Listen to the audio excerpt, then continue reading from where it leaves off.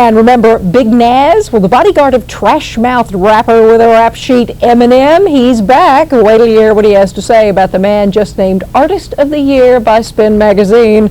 I'm Catherine Crior, and that's what's next.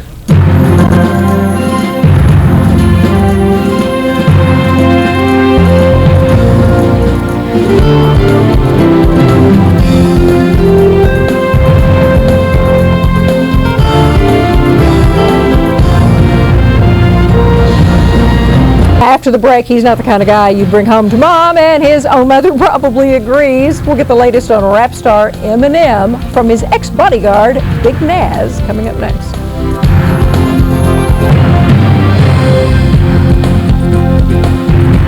Like a hit trip to listen to, cause I'm only giving you things you joke about with your friends inside your living room. Well, he's one of the most successful performers on the music scene today, but this Friday, his luck may change. His acclaimed Marshall Mathers LP has become the fastest-selling album of all time, and he's just been named Artist of the Year by Spin Magazine. While dirty mouth rapper Eminem is scoring high notes for his music, he faces serious charges for assault and weapons possession. The day after tomorrow, he's due to enter a plea. On top of that, he's being sued by his own mother in a $10 million defamation suit. His mom recently released her own hip-hop CD, which includes an open letter to her famous son. Here's a listen. You have a problem, Marshall. The past 2 years, something really went wrong. I'm so excited about your success, yet so let down by your betrayal. Ouch. Well, Byron Big-Naz Williams was Eminem's bodyguard. He knows the real Slim Shady up close and personal, writes about the rap star in his new book. Now you hold it up. That's right. Now, Shady Business, Life as Marshall Mathers' Bodyguard in an Industry of Paper Gangsters. Also here, Alan Light, editor-in-chief of Spin Magazine. Alan, first, you going to give us a rating for Mom's CD?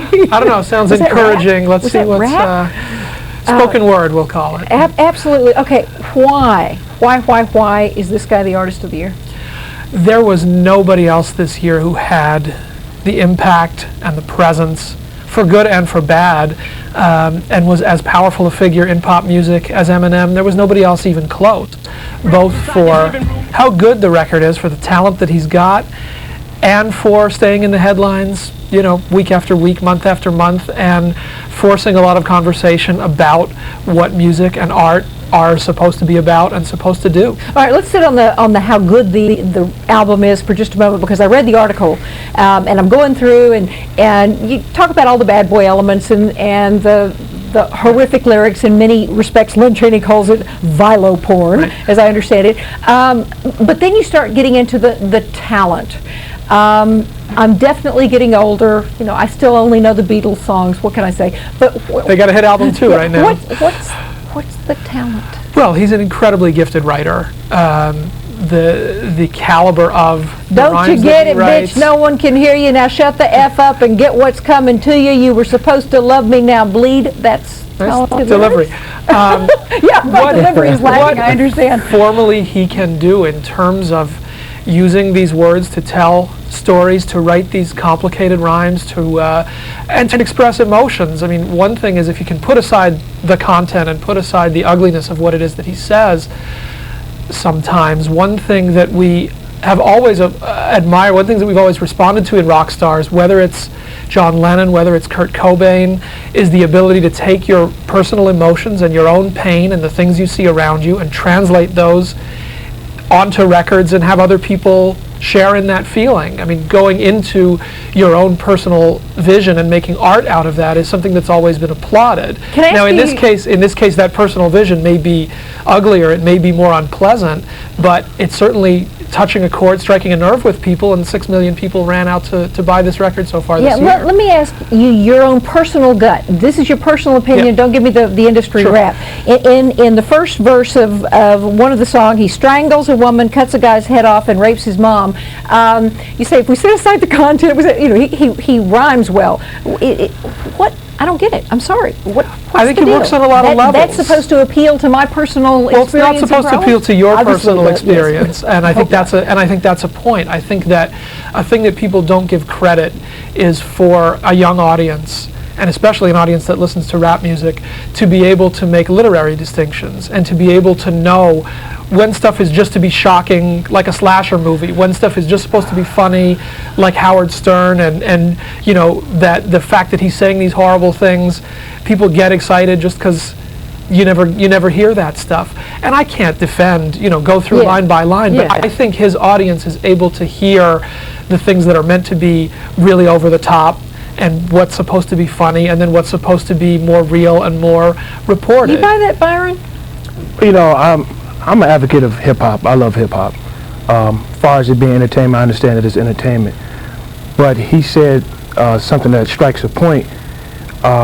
You have to be able to separate it. But unfortunately, for Slim Shady, And you talk about Eminem. Eminem, Slim Shady, Marshall Mathers, unfortunately, he's doing things in the public eye as far as pistol whipping people and things of that sort. So now people are saying, hey, you really are doing what you say you're going to do. So you can't really separate the words. There's no irony from the here. Yeah, there's no irony anymore. And especially, he's going to court this Friday to supposedly be sentenced. And this is my view on this. If he doesn't do any time, I don't think he should do a long period of time because he has a daughter.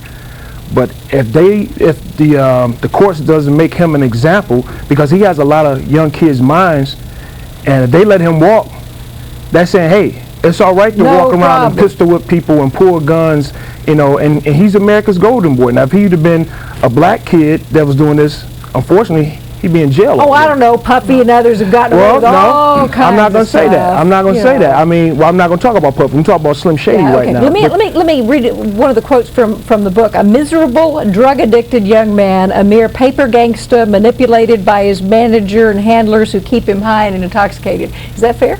Is that a fair description? That's fair, and it's true. Yeah. It's very true. Yeah. And you find all that out in my book, Yeah, Shady Business. the book, Shady Business. We're Right. selling the book. But what was your own personal experience? Why'd you split up with him? A couple of reasons. The first reason, I wasn't being paid what I was supposed to be getting. Anybody that's a bodyguard and you're out on the road and you're doing more than bodyguard work, you should get at least $2,000 a week. I was only being paid starting out $1,200 a week, which I agreed to. But as my job started to grow into like being the babysitter, the chauffeur, the part-time accountant, I wanted more money, and I presented them with several proposals to, hey, say, look, I won't write a book or anything like that. I'll do you guys exclusive security. They didn't want to do any contract.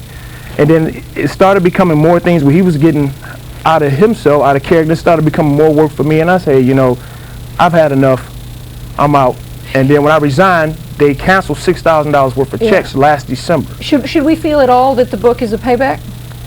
You know what? I'm going to be honest with you. When I first started writing the book, it was to be vengeful. But I said, no, my father and my mom said, if you're going to write the book, be fair.